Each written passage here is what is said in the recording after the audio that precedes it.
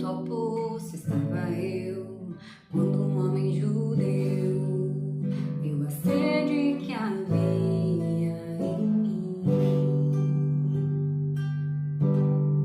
Se me ouvir, conheceu e me ofereceu uma água que jorra sem fim.